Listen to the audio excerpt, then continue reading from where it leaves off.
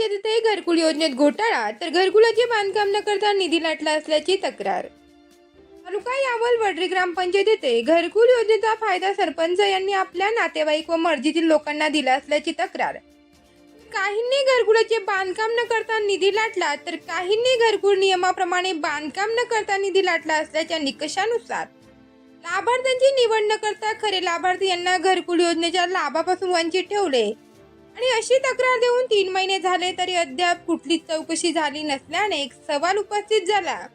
वरिष्ठ अधिकारी सुद्धा प्रकरण दडपण्याचा प्रयत्न करत असल्याचे सामाजिक कार्यकर्ते प्रमोद डोंगरे यांनी आमच्या प्रतिनिधीशी बोलताना सांगितलं। आपलं नाव काय साहेब? माझं नाव प्रमोद रघुनाथ डोंगरे।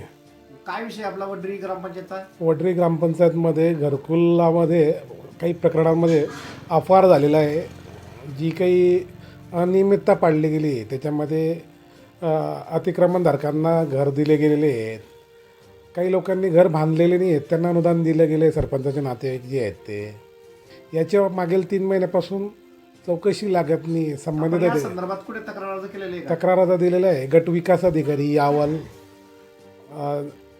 जिल्हा परिषद CEO मिनल करणवाल मॅडम, जिल्हाधिकारी साहेबांना पत्र दिलं आहे या बाबतीमध्ये। किती दिवस झाले पत्र देऊन?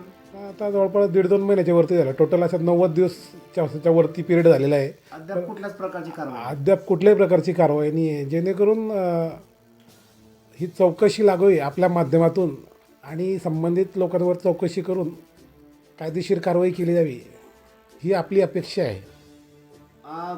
व्हिडिओ कोण आहे तिथं? BDO आहे गायकवाड मॅडम म्हणून BDO आहेत, त्यांच्याशी बोलले सुद्धा आपले अतिरिक्त कार्यकारी CEO जे आहेत ना लोखंडे साहेब, त्यांनी सांगितलं तसं की तुम्ही चौकशी करा आणि तक्रारदाराला समोर घेऊन चौकशी लावा।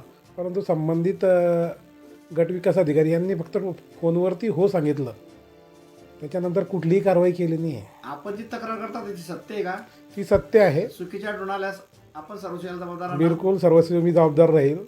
आता आपली काय मागणी? चौकशी न झाली तर आपण कुठे दाद मागणार आहात?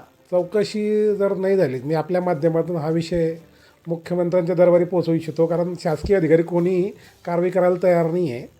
मुख्यमंत्र्यांनी यामध्ये लक्ष घालावं आणि एखाद्या चांगल्या IAS अधिकाऱ्यांना यामध्ये कारवाई करावी, जसं तुकाराम मुंडे किंवा प्रवीण गडाम यांच्याकडून ही चौकशी केली जावी, ही माझी अपेक्षा आहे। तुमचं असं म्हणणं का सर्व अधिकारी कर्मचारी मी यांची मिलीभगत आहे? हो, मिलीभगत आहे, त्यांना वाचवतं आहे। जवळपास 3 महिन्यापासून हे झालेलं आहे। वेळोवेळी भेटूनही फॉलोअप घेऊनही वेळोवेळी पत्र देऊनसुद्धा कारवाई होत नाही आहे।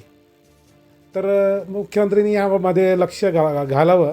आदरणीय श्री देवेंद्र फडणवीस साहेब यांना विनंती आहे की या संदर्भात काही कारवाई व्हावी, अन्यथा मला हायकोर्टात दाद मागावी लागेल।